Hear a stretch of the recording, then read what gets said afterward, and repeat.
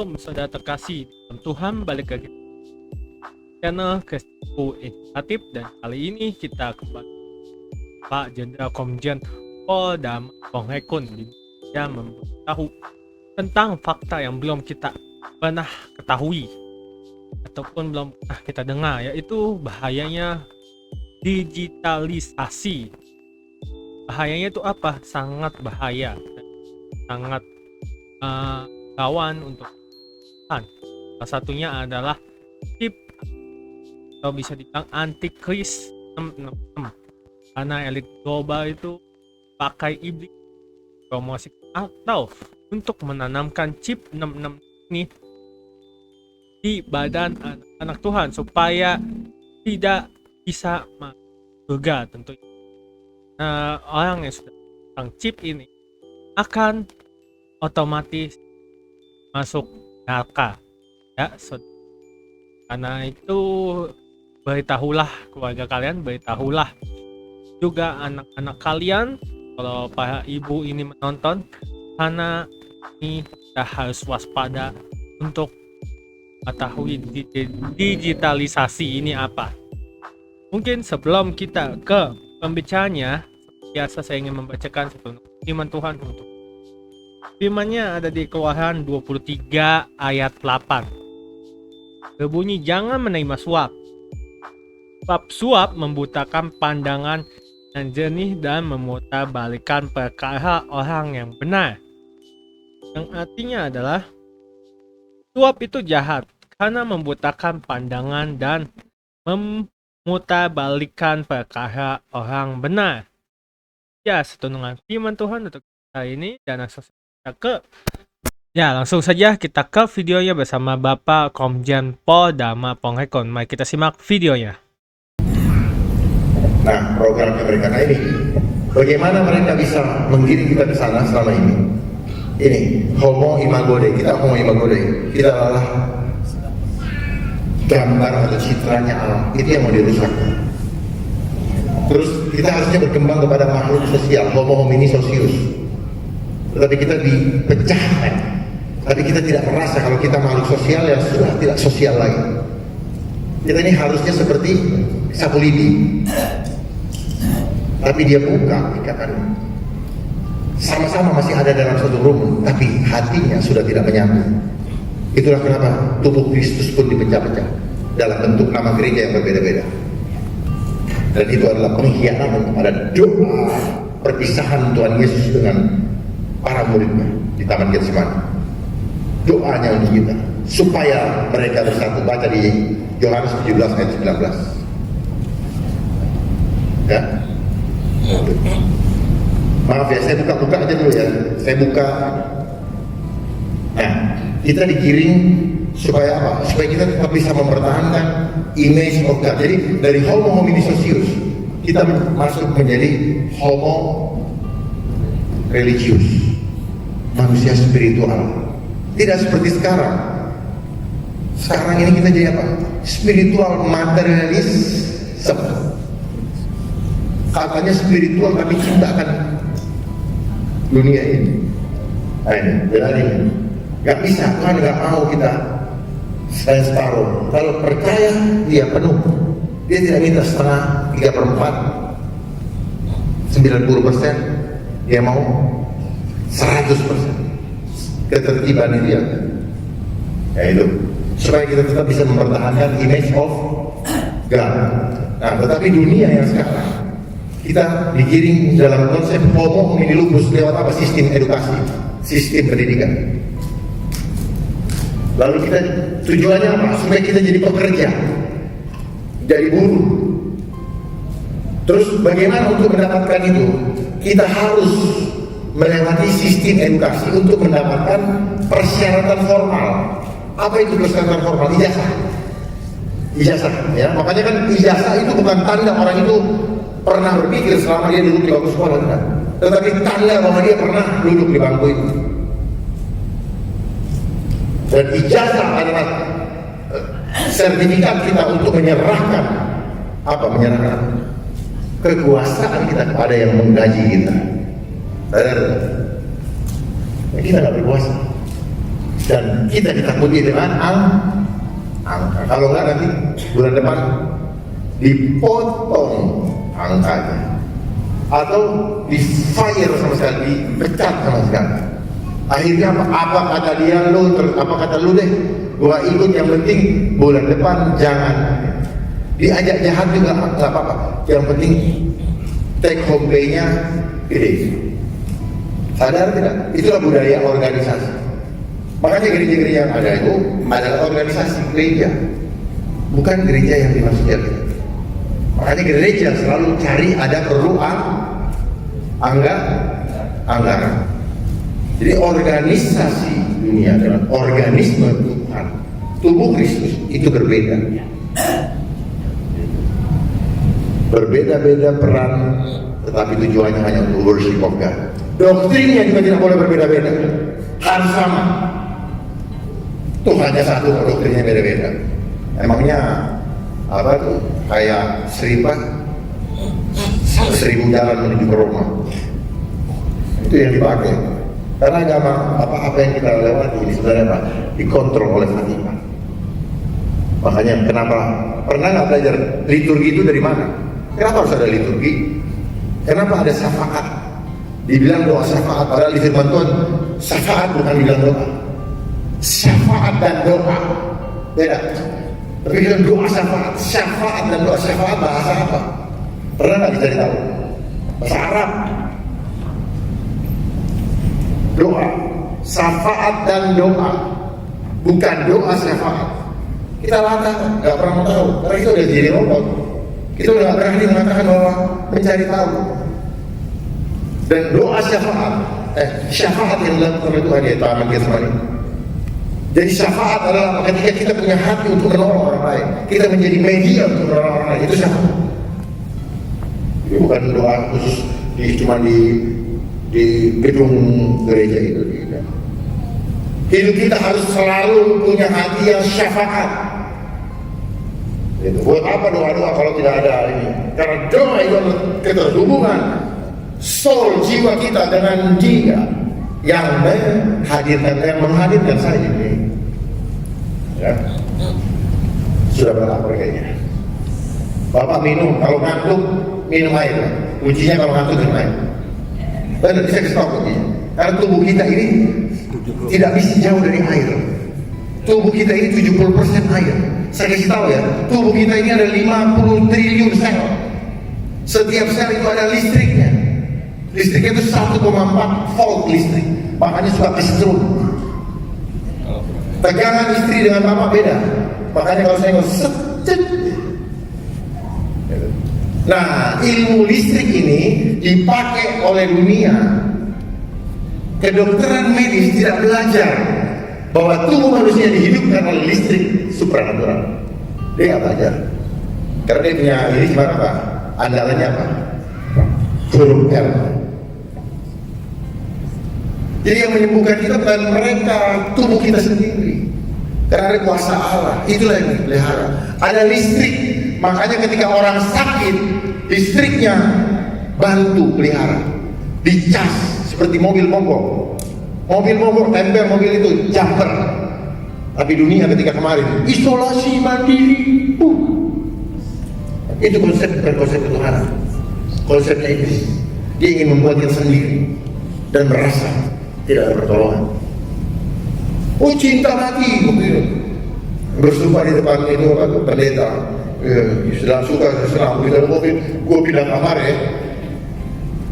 Cintanya mana? Tipu semua ternyata kita. Ayo tanya, siapa yang pernah pindah misah kamar?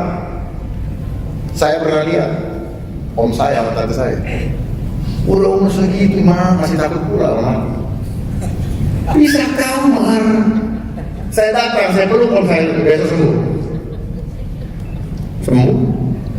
Nggak sembuh, jiwanya yang sakit. Tubuh mah nggak ada. Tubuh kita ini tergantung rohnya. Kalau orang hatinya stres, mukanya kelihatan, tubuhnya lemah. Orangnya penakut, jiwanya takut. Jadi gini ya, manusia ini ada roh, jiwa dan tubuh. Roh manusia banyak kalah, jiwanya tunduk. Tubuhnya mengikut kepada yang menundukkan dia.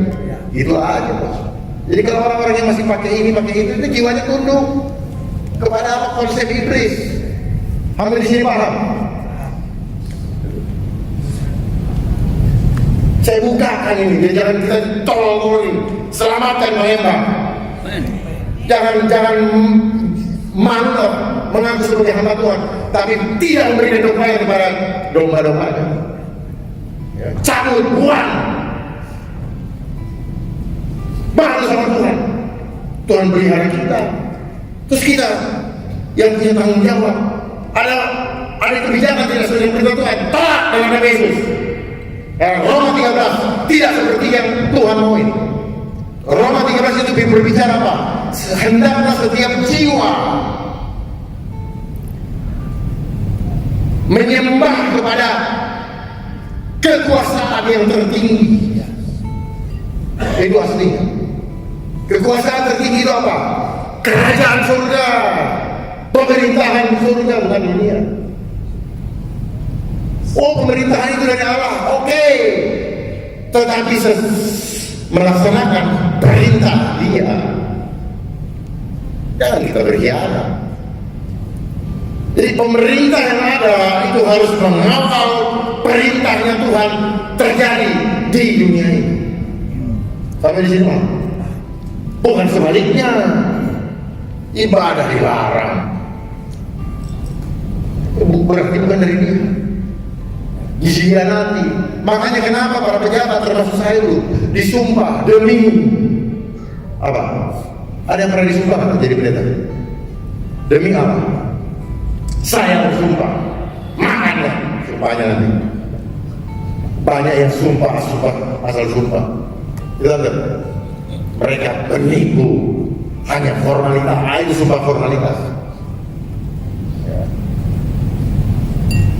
Sabar dulu ya. Saya datang jauh-jauh lewat darat, nggak lewat pesawat Pak. Di mobil saya bawa kasur, nanti Bapak lihat. Kebetulan mobil yang saya sewa agak gede, harganya murah, tetap murah, 0,5 juta. Tapi saya Pak kasih itu Bapak di Pak, karena longgar, belum diapa-apa itu banyak. Saya tidur di situ lumayan. Kalau nggak ini betul juga. Karena saya sebelumnya habis dari luar kota, habis dari suatu tempat ngobrol-ngobrol dengan seorang agama yang juga dia bilang gini, yang percaya sama copet 19 gak usah punya agama, hebat loh. Dan di wilayah dia, saya kasih lihat fotonya, dia tulis selamat datang di planet aman, bebas dari racun-racun dan COVID-19. Racun itu apa? Serangan roh itu racun. Masuk angin itu serangan roh. Jadi kalau Bapak sudah paham alam roh, Bapak berdoa, Bapak harus tahu.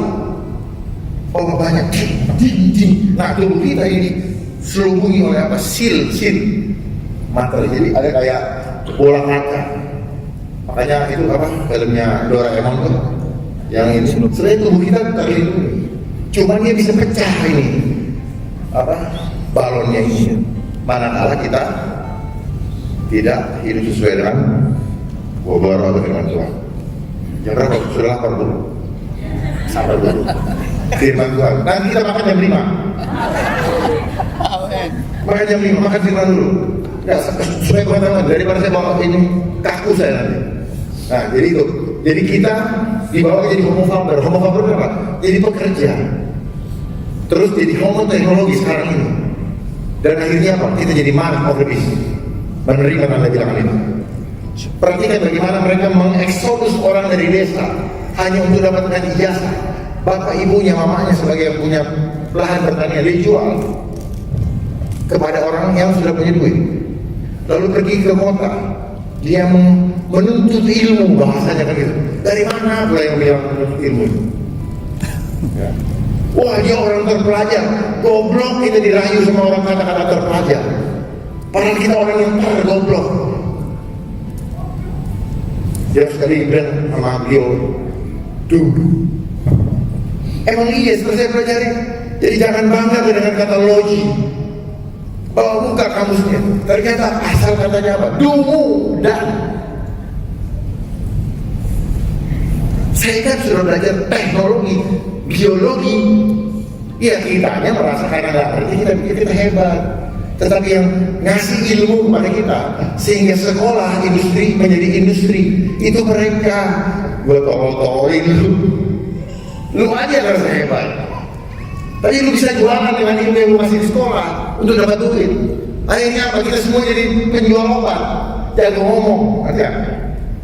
Sadar nggak kalau jadi penjual obat? Sama dengan penjual asuransi, jualan yang takut-takutan. Asuransinya kagak dapat. Takut-takutin aja. Kita ini jualan obat, prakteknya nggak bisa. Makanya bilang teori dengan praktek, dan sains dengan nasional nggak bisa jalan. Emang dibikin begitu. Kita ngomong, kita jadi orang yang apa? Teori, kebanyakan teori. NATO, no action, talk only. Makanya yang gedung-gedung, karena banyak orang ngomong. Begitu ke pasar, beda lagi ngakuan di pasar. Kalau disorot kamera, keren. Sadar nggak kita? Ya, udah hampir semua. Karena sistemnya sama. Saya tidak mengatakan kita sih, tapi saya juga. Sistemnya sama, menciptakan kita seperti kelakuan seperti itu. Ya, terus ini ada. Ini awalnya ini Pak, biar Bapak lihat bisa dimatikan tidak ya? Biar Bapak saya kasih lihat video, biar Bapak paham bahwa saya ngomong ini ada dasarnya, ada konfirmasinya. Saya ini bukan Tuhan, saya cari. Orang dunia ini selalu bilang, yang bener lu, kata siapa lu? Selalu begitu karena mindset kita sudah dibangun seperti itu. Nah, sebentar ya. Nah, kenapa seperti ini? Kita ini di sekolah, di sekolah kita itu tidak dibikin menguasai apa itu hanya dibedain mainnya. Padahal kalau kita menjadi manusia seutuhnya harus dilatih body, mind, and soul. Selama ini kita teori aja, body kita nggak dilatih, badan kita tidak dipraktekkan, tidak dilatih. Makanya firman Tuhan bilang, latihlah tubuh kita harus dipraktekkan. Caranya ringan tangannya, dilatihlah. Orang jatuh, latih. Jangan cuma teori. Kita selama ini cuma dikasih teori. Prakteknya nggak ada. Menolong orang dia tahu, menolong orang lah. Duit gua kurang nih. Ya teori, paham ya Pak? Selama ini kita cuma dididik menjadi orang-orang yang kebanyakan teori. Makanya kerjanya kebanyakan ngomong. Perasaannya tidak. Terus begitu orang jatuh apa? Ngomongin lagi. Jadi dunia ini apa? Tuh dia kan gitu. Padahal begitu nanti dia ketahuan orang tertarik. Jadi kita disuruh apa? Saling tusuk menusuk. Itu yang disebut dengan adu domba tanpa kita sadari. Lewat apa? Lewat permainan pikiran dan perasaan. Yang digedein cuma pikiran kita. Soul. Di sekolah kita tidak diajar untuk mengenal jiwa, tidak mengenal kemahakuasaan Tuhan. Bapak setuju dengan saya pelajaran mana yang diajar untuk kita mengenal kuasa Allah? Kan? Semua manipulasi. Matematika juga sama. Dibikin kita rakus. Makanya kita selalu senang dengan tambah dengan kali. Giliran bagi sama kurang, gak suka. Tetapi giliran disuruh bikin laporan keuangan, bagi sama kurang semua.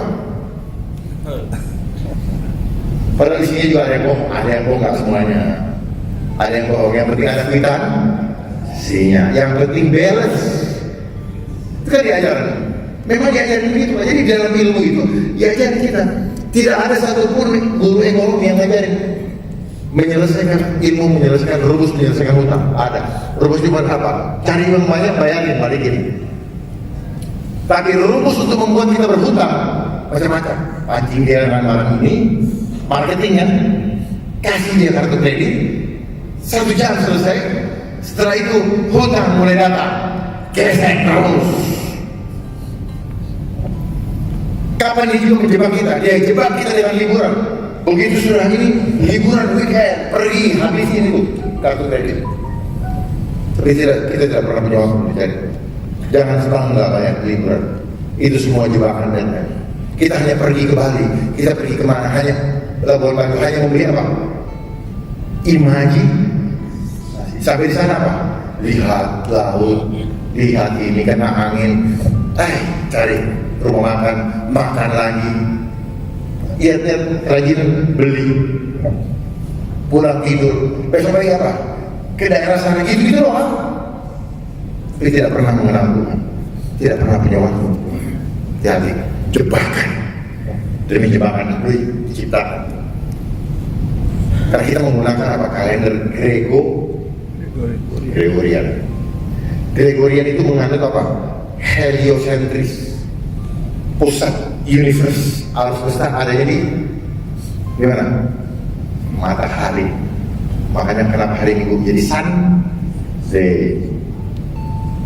Kita nggak sadar. Dan nanti dia akan membuat apa? Sunday law.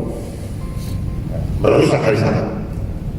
Nah ini silakan diiniin sebentar. Ini adalah Rockefeller.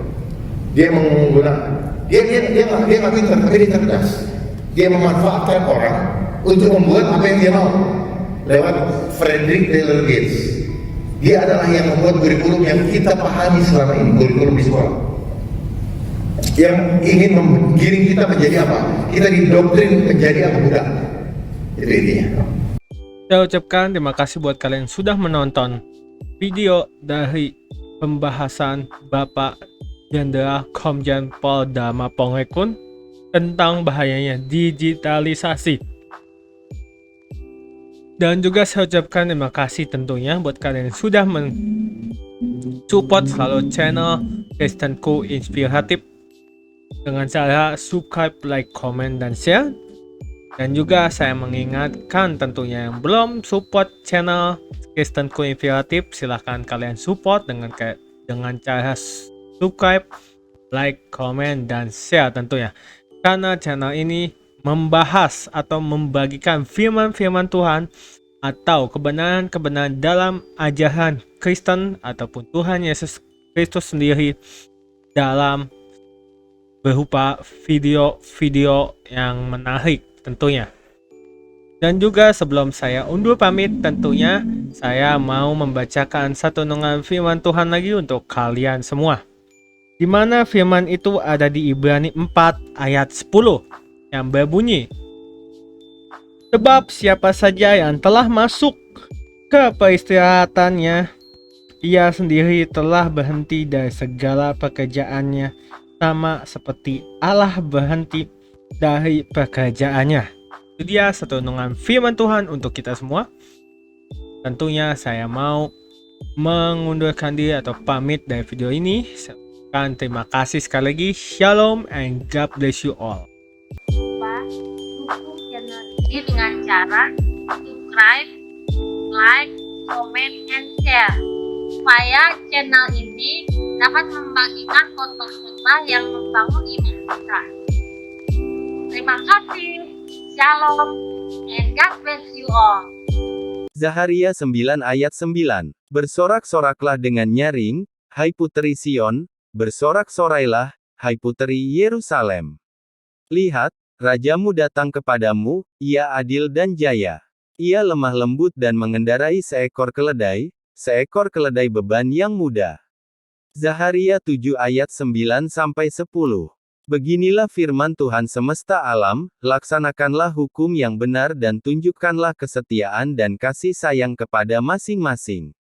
Janganlah menindas janda dan anak yatim, orang asing dan orang miskin, dan janganlah merancang kejahatan dalam hatimu terhadap masing-masing.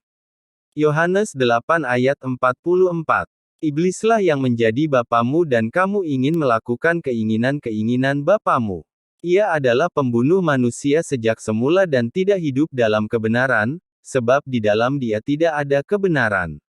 Apabila ia berkata dusta, ia berkata atas kehendaknya sendiri, sebab ia adalah pendusta dan bapa segala dusta.